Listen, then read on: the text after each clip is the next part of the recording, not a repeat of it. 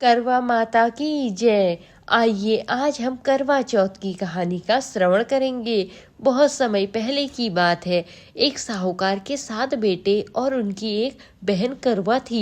सभी सातों भाई अपनी बहन से बहुत प्यार करते थे, यहाँ तक कि वे पहले खाना खिलाते और बाद में स्वयं खाते थे। एक बार उनकी बहन ससुराल से मायके आई हुई थी। शाम को भाई जब अपना व्यापार व्यवसाय बंद करके घर आए तो देखा कि उनकी बहन बहुत व्याकुल थी। सभी भाई खाना खाने बैठ गए और अपनी बहन से भी खाने का आग्रह करने लगे, लेकिन बहन ने बताया कि उसका आज करवा चौथ का निर्जला व्रत है और वह खाना सिर्फ चंद्रमा को देखकर उसे अर्घ देकर ही खा सकती है।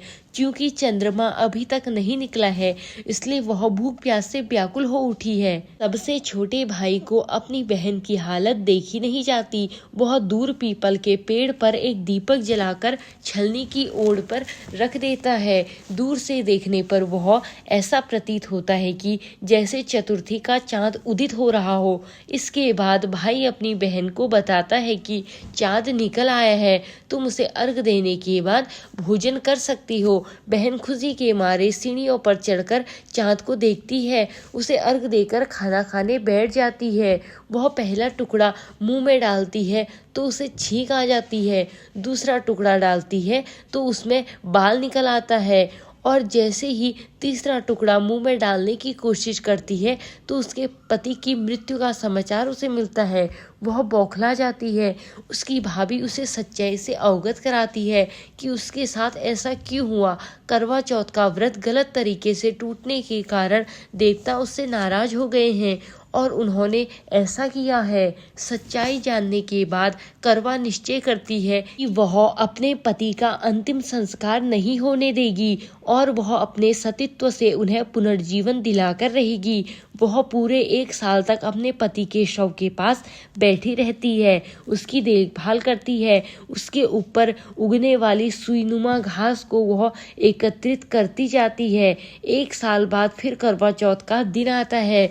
उसकी भाभियां करवा चौथ का व्रत रखती हैं। जब भाभियां उससे आशीर्वाद लेने आती है तो वह प्रत्येक भाभी से यम सुई ले लो, पीएस सुई दे दो, मुझे भी अपनी जैसी सुहागिन बना दो, ऐसा आग्रह करती है। लेकिन हर बार भाभी उसे अगली भाभी से आग्रह करने को कह चली जाती है। इस प्रकार जब 6 नंबर की भाभी आती है तो करवा उससे भी यही बात दोहराती है। यह भाभी उसे बताती है कि चूंकि सबसे छोटे भाई की वजह से उसका व्रत टूटा था, अतः उसकी पत्नी में ही शक्ति है कि वह तुम्हारे पति को दोबारा जीवित कर सकती है। इसलिए जब वह आए तो तुम उसे पकड़ लेना और जब वह तुम्हारे पति को जिंदा न कर दे तो उसे नहीं छोड़ना। ऐसा कहकर वह चली जाती है। सबसे अंत में छोटी भाभी आती है। करवा उनसे भी सुहागिन बनने का आग्रह करती है, लेकिन वह टालमटोल करने लगती है। इसे देखकर वह उन्हें जोर से पकड़ लेती है और अपने सुहाग को जिंदा करने के लिए कहती है। भाभी उससे छुड़ाने के लिए नोचती है, खसोटती है, लेकिन करवा नहीं छोड़ती है। अंत में उसकी तपस्या को देखकर भाभी पसीज जाती है और अपनी छोटी अंगुली को चीरकर उसमें से अमृत उसके पति के मुंह में डाल देती है। करवा का पति तुरंत श्री गणेश कहता हुआ उठ बैठता है। इस प्रकार प्रभु कृपा से उसकी छोटी भाभी के माध्यम से करवा को अपना सुहाग वापस मिलता है। हे श्री गणेश, माँ गौरी, जिस प्रकार करवा को चिर सुहागन का वरदान आपसे मिला है, वैसा ही सब सुहागिनों को मिले। धन्यवाद दोस्तों। करवा चौथ की कथा आपको कैसी लगी कमेंट के माध्यम से जरूर बताएं।